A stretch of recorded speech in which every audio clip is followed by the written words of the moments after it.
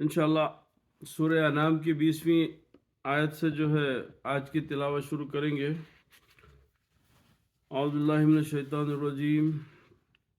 بسم اللہ الرحمن الرحیم۔ الذین آتیناہم الکتاب یعرفون کما یعرفون ابناءہم الذین خسروا انفسهم فهم لا یؤمنون۔ ومن أظلم ممن افترى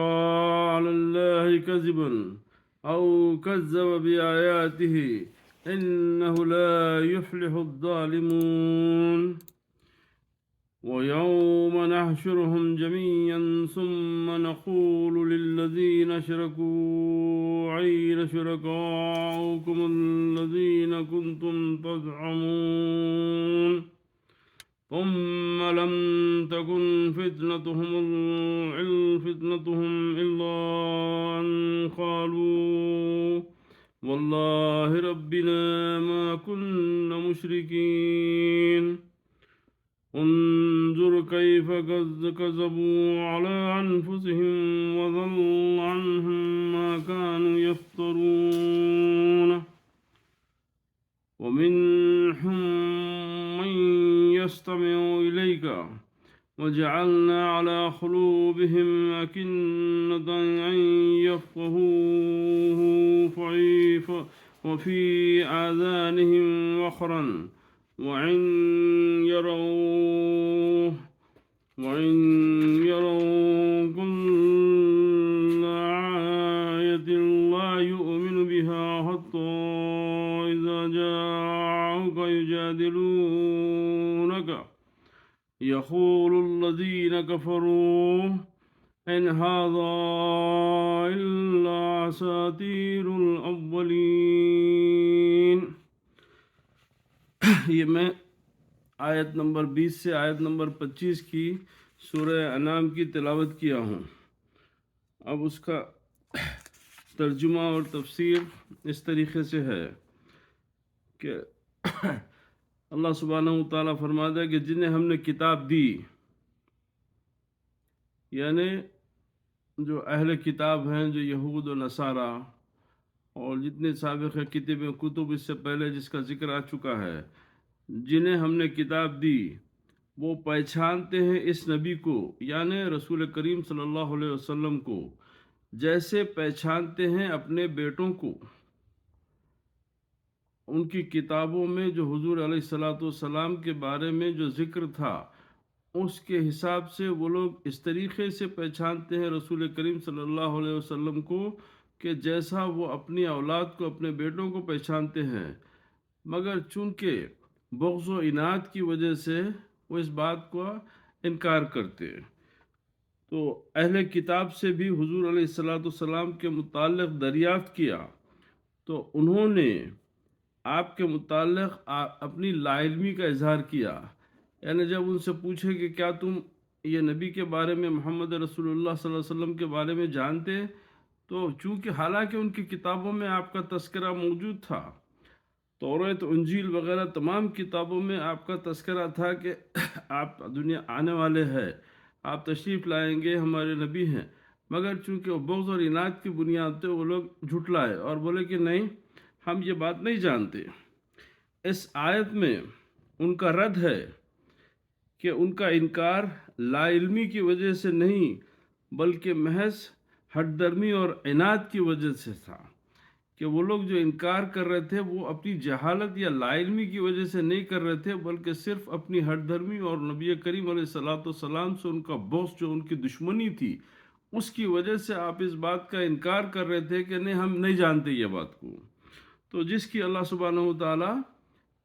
اپنی آیات کے ذریعے ان کو جھوٹا ثابت کر رہا کہ وہ لوگ جھوٹے ہیں، کہ حق جانتے ہوئے بھی حق سے منہ موڑے ہوئے ہیں۔ اچھا، ورنہ وہ ہمارے نبی کو یوں پہچانتے ہیں جیسے وہ اپنے بچوں کو پہچانتے ہیں۔ ہجرت کے بعد حضرت عمر نے اس آیت کے متعلق حضرت عبداللہ بن سلام سے پوچھا۔ یہ حضرت عبداللہ بن سلام رضی اللہ تعالیٰ عنہ یہ بہت بڑے یہودیوں کے بہت بڑے عالم تھے، اور یہودی ان کو اپنا بہت معتبر امام مانتے تھے۔ تو ان سے جو ہے حضرت عمر رضی اللہ تعالیٰ عنہ پوچھے کہ تم حضور کو کیسے پہچانتے تھے؟ تو انہوں نے جواب دیا کہ حضور کے اوصاف و کمالات اور علامات و نشانات اتنی وضاحت سے ہماری کتابوں میں ہیں کہ جب ہم نے حضور کو دیکھا تو یوں پہچان لیا جیسے ہم اپنے بچوں کو پہچان لیتے ہیں۔ اب چونکہ وہ اسلام لا لیے تھے تو اسی لیے اب وہ توریت کے اس کے بہت بڑے عالم بھی تھے، یہود کے بہت بڑے عالم دین عالم تھے وہ، تو انہوں نے اس بات کا بھی اعتراف کیا کہ ہاں یہ بات بالکل صحیح ہے کہ ہم حضور کو برابر پہچانتے تھے، مگر یعنی ہم صرف دشمنی کی وجہ سے ان کا انکار کر رہے تھے، جس کی اللہ سبحانہ و تعالیٰ ان آیات کے ذریعے آپ کو یاد دلا رہا۔ آخر میں حضرت عبداللہ نے فرمایا کہ بخدا میں تو یعنی عبداللہ بن سلام رضی اللہ تعالیٰ عنہ نے فرمایا کہ بخدا میں تو اپنے بچے سے بھی زیادہ حضور کو پہچانتا ہوں، اس لیے کہ اب بچے سے زیادہ حضور کو پہچاننے کا مطلب کیا ہے؟ میں میرے بچے کو میں پہچانتا ہوں میری بیوی کی گواہی کی بنیاد پہ۔ میرے بچے کی میرے سے جو پہچان ہے اس کی گواہ میری بیوی ہے کہ میری بیوی یہ بولی کہ یہ تمہارا بچہ ہے، اور جبکہ حضور کے بارے میں تو اللہ سبحانہ و تعالیٰ بتا رہا ہے یہ بات، تو اسی لیے یہ بات بولنا کہ میں اپنے بچے سے زیادہ پہچانتا ہوں اس وجہ سے کہ میرے بچے کی گواہی میری بیوی دیتی، جبکہ رسول خدا کی گواہی تو اللہ دے رہا، تو لہذا میں ان کو ان سے زیادہ پہچانتا ہوں۔ آگے اتفاق سے جو بات میں بولنا چاہ رہا تھا، جو بولا آپ سے، وہ آگے تفسیر میں بھی ہے، کیونکہ مجھے اپنے بچے کی ماں پر اتنا اعتماد نہیں، مجھے اپنے بچے کی ماں پر اتنا اعتماد نہیں جتنا اللہ کی بتائی ہوئی علامات پر ہے۔ الحمدللہ جنہوں نے نقصان میں ڈال دیا ہے اپنے آپ کو تو وہ نہیں ایمان لائیں گے۔ اور کون زیادہ ظالم ہے اس سے جس نے بہتان لگایا اللہ پر جھوٹا اور جھٹلایا اس کی اللہ سبحانہ و تعالیٰ کی آیتوں کو۔ اس سے مراد یہ ہے کہ یہاں کفار کی دوہری غلطی کا اظہار کیا جا رہا ہے، یہاں ان کی دوسری غلطی کا اظہار، ایک تو یہ کہ وہ بے سروپا باتیں جن کے متعلق ان کے پاس کوئی دلیل نہیں، ان پر تو انہیں محکم یقین ہے، مثلا اپنے بتوں اور معبودوں کو خدا کا شریک ماننا، فرشتوں کو خدا کی بیٹیاں تسلیم کرنا، مادہ روح کو قدیم یقین کرنا، زندگی کے مختلف کاموں کے لیے الگ الگ دیوی دیوتاؤں کا تصور کرنا، اور جن چیزوں کے متعلق قطعی اور یقینی روشن دلائل یعنی روشن دلیلیں دی جا چکی موجود ہیں، ان کا انکار کرنا اور اس انکار پر قائم رہنا، مثلا توحید، قرآن کریم، رحمت عالم صلی اللہ علیہ وسلم کے بعثت مبعوث ہونا، قیامت وغیرہ، تو ان تمام کو جھٹلانا یہ ان کے پاس جائز تھا، اور وہ تمام مشرکانہ حرکات جو ہے وہ تمام جو ہے جس کی کوئی دلیل نہیں ہے ان پہ تو وہ ایمان رکھتے تھے، اور جو حقیقی باتیں جو ان کے سامنے آئی اس کے اوپر وہ لوگ انکار کرتے تھے۔ تو یہ اس لیے تھے، اللہ تعالیٰ فرمایا کہ تم میری آیتوں کو جھٹلاتے ہو، بے شک فلاح نہیں پائیں گے، تب تمہارے لیے کوئی بھلائی کا راستہ نہیں رہے گا، تمہارے لیے کوئی بھلائی نہیں ہے۔ ظلم کرنے والے، اور وہ دن جب ہم جمع کریں گے سب کو، پھر ہم کہیں گے انہیں جو شرک کیا کرتے تھے کہ کہاں ہیں تمہارے شریک جن کے خدا ہونے کا تم دعویٰ کیا کرتے تھے، پھر نہیں ہوگا کوئی عذر، کوئی ہیلا بہانہ ان کے پاس ہم نہیں رکھیں گے باقی ان کا، بجز اس کے کہ کہیں گے کہ اس اللہ کی قسم جو ہمارا رب ہے نہ تھے ہم شرک کرنے والے۔ وہاں پر بھی کیا بولیں گے کہ ہم شرک کرنے والے نہیں تھے، قسم کھا کے بول رہے ہیں۔ دیکھو کیسا جھوٹ باندھا انہوں نے، اللہ تعالیٰ فرمایا کہ دیکھو کیسا، دیکھو انظر کیف کذبو، کہ دیکھو کیسا جھوٹ باندھا انہوں نے اپنے نفسوں پر، اور گم ہو گئیں ان سے جو افترا بازیاں کرتے تھے، یعنی جو دنیا میں جو حرکتیں کرتے تھے، جو گناہ ہو، جو شرک کو مبتلا کرتے تھے، وہ تمام چیزیں بھول گئے اور اس کے اوپر جو ہے جھوٹ کے اوپر قائم رہے۔ اور کچھ ان میں سے ایسے ہیں جو کان لگاتے ہیں آپ کی طرف، اور ہم نے ڈال دیے ہیں ان کے دلوں پر پردے تاکہ نہ سمجھے وہ اسے، اور ان کے کانوں میں گرانی ہے، اور اگر وہ دیکھ لیں ہر ایک نشانی بھی تو نہیں ایمان لائیں گے، اس لیے کہ ہم اب ان کے دلوں پر مہر لگا دیے ہیں کہ اگر وہ کوئی بھی نشانی دیکھیں گے تو وہ ایمان نہیں لائیں گے، یہاں تک کہ جب حاضر ہوں گے آپ کے پاس جھگڑتے ہوئے آپ سے، تو کہتے ہیں وہ لوگ جنہوں نے کفر کیا کہ نہیں یہ قرآن مگر جھوٹے قصے پہلے لوگوں کے۔ اب یہ ترجمہ تھا۔ اب اس کی تفسیر میں جیسے بتایا کہ قیامت کے دن ان کی ذلت اور رسوائی کی کوئی حد نہ رہے گی۔ قیامت کے دن یہ مشرکین کی، یہ جو ہماری آیات کو جھٹلانے والے ہیں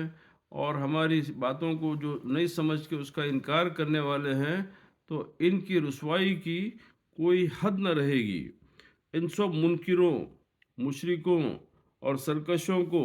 ہم اپنے دربار میں لا کھڑیں گے اور ان سے پوچھیں گے کہ کہاں ہیں وہ تمہارے معبود جن کو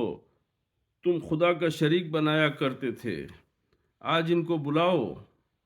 تاکہ وہ ہمارے عذاب سے تمہیں نجات دلائیں۔ وہ تمہارے معبود تھے نا، وہ تمہارے خدا تھے، تم بھروسہ رکھتے تھے کہ وہ تمہاری اچھائی اور بلائی ہر چیز کے مالک ہیں، تو پھر آج ان خداؤں کو تم بلا لو کہ تمہاری مدد کریں۔ اب اب یہ فتنے کا جو ہے اچھا، تو حضرت قتادہ رضی اللہ تعالیٰ نے کہا کہ یہاں فتنے سے مراد عذر اور بہانہ ہے۔ مقصد یہ ہے کہ جب میدان حشر میں اس مالک کی حقیقے کے دربار میں انہیں پیش کیا جائے گا اور وہ غضب خداوندی کا مشاہدہ کریں گے، جب اللہ سبحانہ و تعالیٰ کے جلال کا سامنا ہوگا،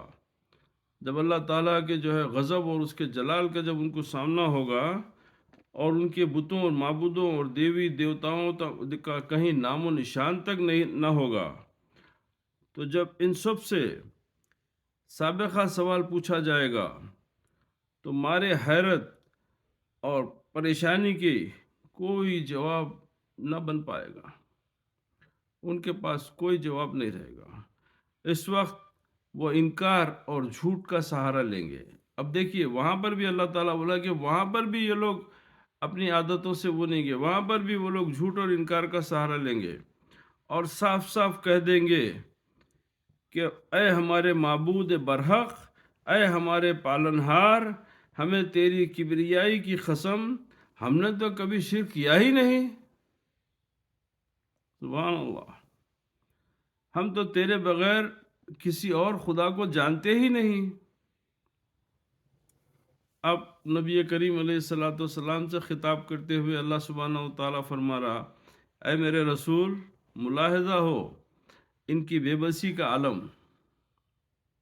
آپ ملاحظہ کریں ان کی بے بسی کا عالم۔ ہاں ہاں ہاں ہاں، کتنے دنیا میں اپنے آپ کو تونگر اور کتنی اپنی یہ شرک و کفر میں مبتلا ہو کے اپنے آپ کو طاقت اور گھمنڈ کے گمان میں رہتے تھے، آج کیا بے بس ہیں، کیسے محتاج ہیں، کہ کتنی جھوٹی باتیں کر رہے ہیں کہ ہم تو کبھی شرک کرے ہی نہیں۔ چلے ملاحظہ ہے ان کی بے بسی کا عالم۔ ساری عمر جن کو پوچھتے رہے،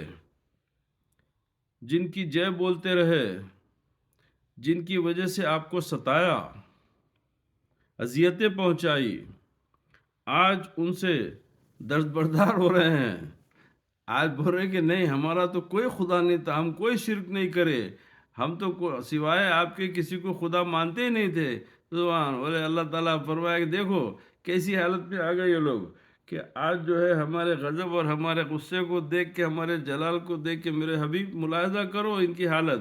کہ یہ لوگ کس طریقے سے یہاں پر بھی انکار کر رہے ہیں۔ دنیا میں ہمارا انکار کرے، آپ کی نبوت کا انکار کرے، آپ کو ماننے سے انکار کرے، آپ کو پہچاننے سے انکار کرے، اور شرک و کفر میں مبتلا رہے، اور جب ان سے سوال یہاں پر کیا جا رہا تو اور یہاں پر بھی وہی سوال ہے کہ ہم تو کوئی شرک نہیں کرے، ہم تو صرف تیری کبریائی کے قائل تھے۔ تو ملاحظہ ہو ان کی جو ہے جھوٹ کا، ان کی خدائی کا انکار کر رہے ہیں۔ قیامت میں پیش آنے والے واقعات اور ان کے حسرتناک انجام کے ذکر سے مطلوب یہ ہے کہ مقصد یہ ہے کہ کفار آج ہی ان کمینہ حرکات سے باز آ جائیں۔ اب یہ ذکر قرآن پاک میں اللہ سبحانہ و تعالیٰ کر کے ان کو یہ تنبیہ کر رہا ہے کہ دیکھو تم لوگ ایسا کرنے والے ہیں، حشر کے دن تم ہمارے ساتھ، تمہارا جب ہمارا سامنا ہوگا، ہمارے جلال اور ہمارے غضب کا سامنا ہوگا، تو تم لوگ یہ حرکتیں کرنے والے ہو۔ تو ابھی بھی تمہارا وقت یہ ہے کہ قرآن کے ذریعے اللہ تعالیٰ تنبیہ کر رہا ان کو کہ دیکھو تمہارا وقت یہ ہے کہ اگر تم ہماری آیات کو مان لو، ہمارے قرآن کو سچا کلام سمجھو، اور ہمارے نبی کو سچا رسول سمجھو، اور اس کی اتباع کرو، اس کی پیروی کرو، تو یہ تمہارے لیے بہتر ہے۔ ان آیات کے ذریعے ان کو پیشن گوئی بھی کر رہا کہ تم کیا کرنے والے ہیں۔ اگر تم چاہتے ہو تو درستگی اور تمہاری یعنی اچھی راہ ہموار کرنے کا یہ قرآن کے ذریعے ہم تم کو ایک راستہ دے رہے ہیں، کہ بتا دے رہے ہیں کہ تمہارا یہ عمل قیامت میں کام آنے والا نہیں ہے، وہاں تمہارے لیے پشیمانی اور عذاب کے سوا کچھ بھی نہیں ہے۔ تو اگر تم مان لو ہماری آیات کو تو تم ہمارے عذاب سے بچ جاؤ گے، اور انشاءاللہ تعالیٰ تم ایمان لا کے ہماری محبوب کی امت میں داخل ہو کے ہماری جنتوں کے مستحق رہو گے۔ آج ہی شرک سے تائب ہو کر اللہ تعالیٰ کی توحید کا دل و جان سے اعتراف کر لیں، ورنہ قیامت کے دن پشیمان ہوئے تو اس سے کیا فائدہ ہوگا؟ وہاں تو تم کو ہونا ہے پشیمانی، تو یہ ہمارے لیے ہماری باتوں کو سمجھ لو، ہمارے حبیب کی اتباع کر لو، ہمارے حبیب کی نبوت کو، ان کی رسالت کی جو ہے ایمان، اس پہ ایمان لا لو۔ جیسے پہلے کئی بار مذکور ذکر آیا کہ جب انسان کسی چیز کو حق سمجھنے کے باوجود اس کو تسلیم نہیں کرتا اور دانستہ اس سے اعتراض کرتے رہتا ہے، تو اس کا طبعی نتیجہ یہ نکلتا ہے کہ بطور سزا نور حق کو دیکھنے والی آنکھیں بے نور ہو جاتی ہیں۔ تو مطلب یہ ہے کہ جب تم کوئی صحیح اچھی بات دیکھو، تم کوئی نیک عمل دیکھو، تم کسی کا اچھا عمل دیکھو، تو اس کو قبول کرنے کی استطاعت پیدا کرو۔ اپنے بغض اور عناد کی وجہ سے اس سے دوری اور اس کو مت جھٹلاؤ، اس لیے کہ اچھی بات کو جھٹلانا اللہ سبحانہ و تعالیٰ کے نور سے دوری ہے۔ جب آپ کو کوئی بات اچھی اللہ تعالیٰ کی طرف سے ہدایت ہو جائے تو اس بات کو قبول کر لو۔ اگر قبول نہیں کرتے تو آپ یہ جان لو کہ آپ اللہ تعالیٰ کے نور سے دور ہے۔ اللہ تعالیٰ کے نور کی جو بوچھار ہے، جو نور کی آپ کے اوپر چھڑکاؤ ہے، اس سے آپ اس کا حق سے محروم ہو گئے۔ تو اچھی بات کو مان لینا، نیک راستہ بتانے والے کی تلقین، اس کے ساتھ ہو جانا، صالحین کی صحبت اختیار کرنا، برے اعمال کو ترک کر دینا، یہ تمام چیزیں اللہ تعالیٰ کے نور کی پہچان کی دلیل ہے۔ جب اللہ سبحانہ و تعالیٰ کا نور آپ پہ نچھاور ہوتا، جب آپ پہ اس کا چھڑکاؤ پڑتا ہے، تو انسان کا دل اچھی بات کو قبول کر لیتا ہے اور بری بات کو رد کر دیتا ہے۔ اگر اس کے باوجود بھی اچھی بات کو اچھی نہیں سمجھ رہے اور بری بات کو اچھی سمجھ رہے، تو اس کا مطلب یہ ہے کہ اللہ سبحانہ و تعالیٰ سے آپ کا کوئی تعلق نہیں ہے۔ اللہ سے تعلق رکھنے کی دلیل اس قائم ہو رہی یہاں پر کہ اللہ تعالیٰ سے تعلق رکھنے والے اللہ تعالیٰ کی بتائی ہوئی باتوں کے، اللہ کے نبی کی غلامی میں، ان کی محبت میں زندگی گزارنا، یہ عین اللہ تعالیٰ کے نور سے محظوظ ہونا ہے۔ اس کے نور سے اپنے آپ کو منور کرنا ہے۔ اچھا، آواز حق کو سننے والے کان بہرے ہو جاتے ہیں اور حق کو سمجھنے کی قوت سے دل محروم ہو جاتا ہے۔ قرآن حکیم نے متعدد مقامات پر، یعنی 12 مقامات پر، بے شمار مقامات پر اس کی تصریح کی ہے، یہ اس بات کو صاف بیان کیا ہے۔ یہاں فرمایا کہ ہم نے ان کے کانوں کو بہرا کر دیا اور ان کے دلوں پر پردے ڈال دیے۔ ان چیزوں کو اپنی طرف منسوب کرنے کی وجہ یہ ہے کہ اس محرومی کا سبب تو ان کا اعراض، یعنی ان کا اس کے اوپر انکار کرنا، لیکن سبب پر مسبب کا مؤثر پر اثر کا مرتب کرنا، سبب پر مسبب کا اور مؤثر پر اثر کا مرتب کرنا اللہ تعالیٰ کی شان ہے، اور وہ اسی کا عمل ہے۔ اسی لیے سبب اور مؤثر کی بجائے ان کو خود ذات باری کی طرف منسوب کر دیا،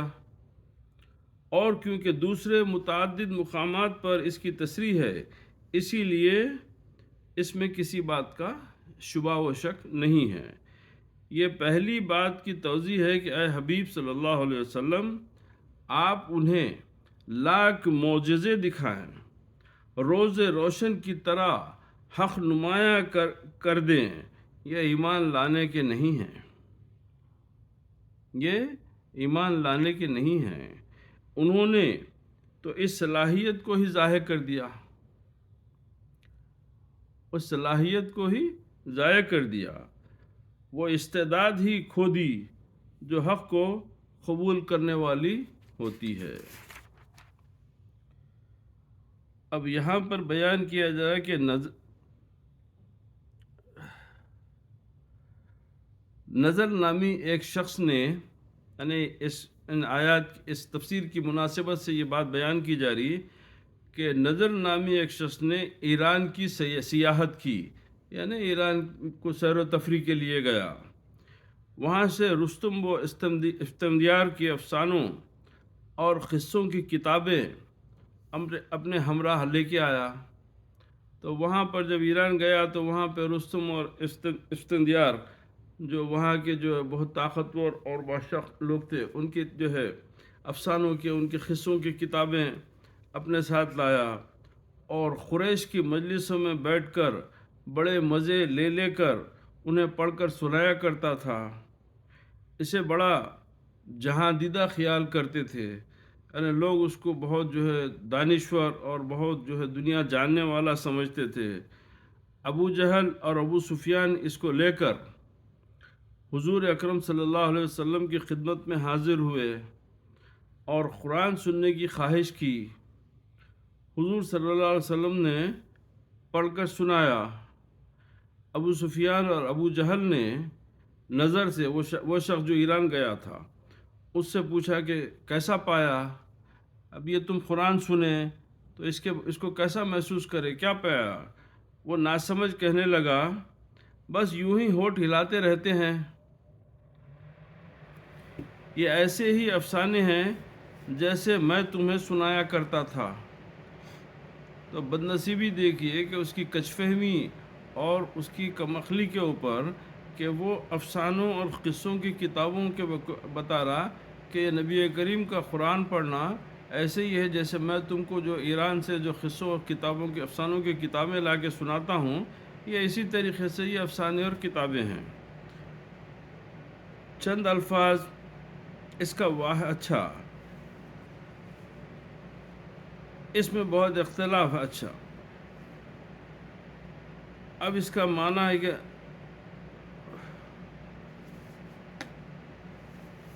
تو اب آپ بتائیے کہ یہ کتنا جو ہے اللہ تعالیٰ کی دوری کا سبب بنا کہ بدنصیب کیسے تھے وہ لوگ کہ قرآن شریف کو جو ہے کو قصے اور افسانوں کی شکل دینے لگے۔ تو اب اللہ تعالیٰ کے عذاب اور اس کے غضب کو جو ہے دعوت دینا تھا۔ اب اس کے بعد اور دو آیتیں وهم ينحون عنه وينعون عنه وَإِنْ يُهْلِكُونَ إِلَّا أَنفُسَهُمْ وَمَا يَشْعُرُونَ، اور وہ روکتے ہیں اس سے اور دور بھاگتے ہیں اس سے، اور نہیں ہلاک کرتے مگر اپنے نفسوں کو، اور وہ اتنا بھی نہیں سمجھتے۔ وَلَوْ تَرَىٰ إِذْ وُقِفُوا عَلَى النَّارِ فَقَالُوا يَا لَيْتَنَا نُرَدُّ وَلَا نُكَذِّبَ بِآيَاتِ رَبِّنَا وَنَكُونَ مِنَ الْمُؤْمِنِينَ۔ اور اگر آپ دیکھیں جب وہ کھڑے کیے جائیں گے آگ پر تو کہیں گے اے کاش کسی طرح ہم لوٹا دیے جائیں، تو پھر نہیں جھٹلائیں گے اپنے رب کی نشانیوں کو، اور ہم ہو جائیں گے ایمانداروں سے۔ بل بدا لهم ما كانوا يخفون من قبل ولو ردوا لعادوا لما نهوا عنه وانهم لكاذبون، اور جسے چھپایا کرتے تھے پہلے، اور اگر انہیں واپس بھیجا جائے جیسے ان کی خواہش ہے تو پھر بھی وہی کریں گے جس سے روکے گئے تھے۔ اور وَقَالُوا إِنْ هِيَ إِلَّا حَيَاتُنَا الدُّنْيَا وَمَا نَحْنُ بِمَبْعُوثِينَ، اور بے شک وہ جھوٹے ہیں اور کہتے ہیں نہیں کوئی زندگی بجز ہماری اس دنیاوی زندگی کے، اور ہم نہیں اٹھائے جائیں گے خبروں سے۔ یہ ان کا ایمان تھا۔ تو اب پہلی آیت میں کفار کو جب جہنم کے کنارے کھڑا کیا جائے گا اور اس کے دہکتے ہوئے انگاروں اور لپکتے ہوئے شعلوں پر ان کی نظر پڑے گی تو ان کے اوسان خطا ہو جائیں گے، اور ساری نخوت اور غرور کافور ہو جائے گا، تو انتہائی حسرت سے یہ آرزو کریں گے کہ کاش انہیں دنیا میں جانے کا ایک بار موقع دیا جائے، تو پھر اللہ کے رسول کی ہرگز تکذیب نہ کریں گے۔ اگر ہم کو یہ دنیا میں پھر ایک مرتبہ جانے کا موقع ملایا تو بے شک ہم رسول کریم صلی اللہ علیہ وسلم کی رسالت کو کا اقرار کریں گے، ہم جو ہے نہیں جھٹلائیں گے بلکہ سچے دل سے ان پر ایمان لائیں گے۔ اس آیت میں دلوں کے اسرار نہاں جاننے والا خدا اب اللہ تعالیٰ جو ہے دلوں کو جاننے والا ہے، تو وہ فرماتا ہے کہ یہ سب جھوٹ اور فریب کاری کی باتیں ہیں، یہ سب جھوٹ اور فریب کاری کی باتیں ہیں۔ ان کی فطرت، ان کی طبیعت، ان کا مزاج ایسی مسخ ہو چکی ہے، مٹ گیا ہے۔ یعنی مسخ ہو جانا یعنی کسی چیز کا برباد ہو جانا، کسی چیز کو اس کی جڑ سے فنا کر دینا۔ بولے مسخ ہو چکی ہے کہ اگر انہیں بفرض محال پھر دنیا میں بھیجا جائے تب بھی وہی کرتوت کریں گے جو وہ پہلے کرتے رہے۔ اب یہ جو اتنے بھلے مانوس بنے ہوئے ہیں، کیونکہ اب عذاب الہی اپنی آنکھوں سے دیکھے، دہکتی ہوئی جہنم کی آگ دیکھ رہے ہیں، تو اب جو ہے ان کی طبیعت میں ایمان لانے کا جذبہ بھی بتا رہے ہیں، اور اپنے آپ کو جو ہے نبی کریم کا امتی ہونے کی خواہش بھی پیش کر رہے ہیں۔ اب بہت دیر ہو چکی، اب کیونکہ ہماری مشیت میں تمہارے کو دوبارہ بھیجنا دنیا میں نہیں ہے۔ جو دنیا سے ایک مرتبہ آ گیا وہ آ گیا، اب اس کے لیے یا تو جنت ہے یا جہنم ہے۔ اس کے لیے اس کا جو کیا دنیا میں جو کیا گیا ہے اسی کا حساب کتاب اب کرنا ہے۔ اب ایسا نہیں ہے کہ تم کو ہم بار بار دنیا میں بھیجتے جائیں، تم کو آزماتے جائیں، نہیں، یہ ہمارا دستور نہیں ہے، یہ ہماری مشیت نہیں ہے۔ ہم جب ایک مرتبہ دنیا میں بھیجے وہ تمہارے لیے پہلی اور آخری مرتبہ تھا۔ اب دنیا سے جو تم کما کے لائے ہو وہی کمائی کا تمہارے کو حساب کتاب دے رہے ہم، کہ اگر اعمال میں نیکی تھی تو نیکی ہے، جنت ہے، اور اعمال میں بدی تھی، برائی تھی، کفر تھا، شرک تھا، تو اس کے لیے اس کا عذاب ہم مقرر کر چکے۔ اب یہ تمہاری خواہش یہ ہے کہ ہم دوبارہ دنیا میں بھیجے جائیں تو ہم رسول کی اطاعت کریں گے، ان کو آپ کی کتاب کو بھی، یہ تمام چیزیں اب تمہارے لیے بہت دیر ہو چکی ہے۔ تو اب اس میں نصیحت کیا ملتی ہمارے لیے کہ دیکھو، دنیا کو غنیمت جانو، دنیا میں اپنے اعمال کو اصلاح کر لو، کیونکہ اس کے بعد میں پھر ہمارے لیے فرصت نہیں ہے۔ ہر دن کو غنیمت جانو، ہر لمحے کو غنیمت جانو، برائی سے پرہیز کرو، گناہ سے توبہ کرو، گناہ ہو گئے ہیں تو توبہ کا دروازہ کھلا ہوا ہے، اسی دنیا میں توبہ کر لو کہ اللہ سبحانہ و تعالی ہماری توبہ کو قبول فرمائے۔ اور اگر اس امید میں رہنا ہے کہ ان آیات کے ذریعے کہ اگر یہ کہ وہاں پر کچھ نہیں، اس لیے کہ وہ دارالجزا ہے، وہ دارالعمل نہیں ہے، دارالعمل دنیا ہے، عمل کی دنیا، جو کچھ ہے دنیا میں عمل ہے، وہاں پر عمل نہیں ہے، وہاں صرف آپ جو عمل دنیا میں کیے ہیں اس کا صلہ پانا ہے وہاں پہ۔ تو لہذا جب اس بات کا خیال کریں گے تو آپ کا دل خود بخود نیکی کی طرف مائل ہو جائے گا، آپ کا دل ہمیشہ خشیت خداوندی کے پیش نظر اللہ تعالیٰ کے عذاب سے ڈرتے ہوئے اور اس کی رحمت کی طرف نظر کرتے ہوئے ہمیشہ اللہ تعالیٰ کی اور اسے رسول خدا صلی اللہ علیہ وسلم کی محبت سے ان کی بتائی ہوئی باتوں کی طرف ہمارا دل لگے گا، اور ہم کو جو ہے نیکی کی توفیق عطا ہوگی۔ نہیں، اگر ہم ان باتوں کو غیر اہم سمجھیں گے اور یہ سمجھیں گے کہ ہم کو موقع ملنے والا ہے، نہیں۔ آپ دیکھیے، ہمارے کو دوسرے لمحے کی زندگی کا یقین نہیں ہے، تو ہر لمحہ، ہر دن ہم کو اس طریقے سے جینا چاہیے کہ یہ ہمارا آخری دن ہے۔ تو لہذا اگر آج ہم دنیا سے اٹھے تو کیا ہمارے اعمال ایسے ہیں کہ اللہ سبحانہ و تعالی رسول خدا صلی اللہ علیہ وسلم کو ہم قیامت میں صورت بتا سکیں؟ یہ ہماری فکر ہونا چاہیے کہ ہم کو ہمیشہ ہمیشہ اس بات کا خیال رکھنا چاہیے کہ ہم کو، جیسے ڈاکٹر اقبال کا بہت اچھا مشہور شعر ہے، عاشق رسول تھے وہ، فرمایا کہ ور اگر بینم گناہ ور اگر بینی حسابم ناگزیر، اے اللہ سبحانہ و تعالیٰ تیرا فیصلہ ہے، تو فرما چکا ہے کہ میں ہر ایک کا حساب کتاب کروں گا، ہر ایک کا حساب، اتقال مسقال ضرورت خیر یرا و مسقال ضرورت شر یرا، رتی برابر نیکی اور رتی برابر برائی کا تو ہم سے حساب لینے والا ہے۔ جب اگر ایسا وقت آ جائے اور میرا حساب لینا تیرے لیے ضروری ہو جائے تو میرے محبوب نبی کریم علیہ السلام کی آنکھوں سے مجھے چھپا دے، ان کے سامنے میرے حساب کتاب مت گن، اس لیے کہ میرے حساب کتاب اگر میرے نبی کے سامنے گنے جائیں گے اور میرے گناہوں کا جب ذکر میرے نبی کے سامنے ہوگا تو میں اپنے میرے نبی کی پشیمانی ان کی میں کیسا دیکھ سکوں گا کہ وہ بڑے پشیمان ہوں گے کہ میرا امتی، میرا کلمہ پڑھنے والا کہ گناہ میرے سامنے گنے جا رہے ہیں۔ تو جب اس بات کا ہم خیال کریں کہ ہم رسول خدا صلی اللہ علیہ وسلم کو قیامت کے دن منہ دکھانے کے قابل رہنا، کہ ہمارے حبیب صلی اللہ علیہ وسلم ہماری طرف محبت و شفقت سے ہماری طرف نظر کرنا، تو ہمارے لیے ضروری ہے کہ ہر لمحہ، ہر دن ہم اس فکر میں گزاریں کہ ہم سے کوئی گناہ نہ ہو اور نیکی کی طرف ہمارے قدم بڑھتے جائیں۔ اب اگر آپ کے ضمیر سے اس کے لیے بہت بڑی ہدایات کی ضرورت نہیں ہوتی، اس کی بڑی نصیحتوں کی ضرورت نہیں ہوتی، دیکھیے اچھی اور غلط بات کو فیصلہ آپ کا ضمیر خود کر دیتا،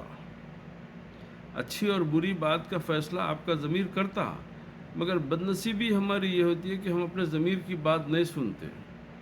ہم اپنی مصلحتوں اور ہماری دنیا کی محبت کو ہم مقدم رکھ دیے۔ تو لہذا اگر ہم کو کوئی اچھی بات ہے اور ہمارے مطلب کے حساب کی نہیں ہے تو ہم اس کو پسند نہیں کر رہے ہیں، اور اگر کوئی غلط بات بھی ہے جس میں ہمارا ظاہری فائدہ ہے تو وہ اس کو ہم زیادہ پسند کر رہے ہیں، تو یہ اللہ تعالیٰ سے دوری کی بات ہے۔ اللہ تعالیٰ سے قربت کی بات یہ ہے کہ ظاہر میں کوئی بھی فائدہ ہو، کچھ ہو، اگر خدا کی مرضی کے حساب سے ہے تو الحمدللہ، اگر میرے محبوب صلی اللہ علیہ وسلم سے میرے ملنے میں کوئی رکاوٹ نہیں ہو سکتی اس سے تو وہ قبول ہے، ورنہ مجھے ہر چیز قبول ہے، صرف میرے کو اس لیے کہ میرا مقصد، ہمارا زندگی کا مقصد یہ ہے کہ قیامت میں ہمارے حبیب صلی اللہ علیہ وسلم کی نظر کرم ہم پہ پڑنا، اور ہم ان کی محبتوں، ان کی عنایتوں کا حصہ پانا۔ تو اسی طریقے سے اچھا، اب یہ جو اتنے بھلے مانوس بنے ہوئے ہیں، اس کی وجہ یہ ہے کہ اب ان کے راز افشا کر دیے، اب ان کے تمام راز کھل گئے، اب ان کے پاس کوئی بچانے چھپانے کی کوئی صورت نہیں رہی۔ تو اب جو ہے اپنے آپ کو بڑے نیک بتا رہے ہیں کہ ہمارے کو آپ دنیا میں واپس بھیج دیجئے، ہم توبہ کر لیں گے، ہم وہ کریں گے۔ نہیں نہیں نہیں، اب بہت دیر ہو چکی ہے۔ ان کی جھوٹی قسموں کی حقیقت بھی کھل گئی۔ اب اس کے علاوہ انہیں کوئی چارہ کار نظر نہیں آتا۔ تو ان آیات سے ہم کو یہ بات اخذ کرنا چاہیے کہ دنیا میں ہمارے اعمال کی اصلاح کر لیں، اور ہمیشہ ہمیشہ اللہ اس کے رسول کی خوشی کی جو ہے کی پاسبانی کریں، اور اس خوشی کے پیش نظر ہم کو اپنے اعمال کو درست کر لینا چاہیے، ورنہ دیر ہو جائیں گی۔ تو جتنا موقع ہے اس کو غنیمت جانیں، ہر دن کو غنیمت جانیں، کم سے کم جتنی نیکی ہم سے ہو سکتی ہے اس کی طرف قدم بڑھائیں، اور جو چھوٹ جاتی ہے اس کے لیے توبہ کریں۔ اگر کوئی غلطی ہوتی ہے تو اس کا توبہ اور استغفار کریں انشاءاللہ۔ اب جو ہے آج کے لیے یہ تفسیر جو ہے میں 29 آیتیں جو ہے سورہ انعام کی 29ویں آیت تک پڑھا ہوں۔ انشاءاللہ آئندہ جو ہے اس کا تسلسل برقرار رہے گا۔ وآخر دعوانا الحمدللہ رب العالمین۔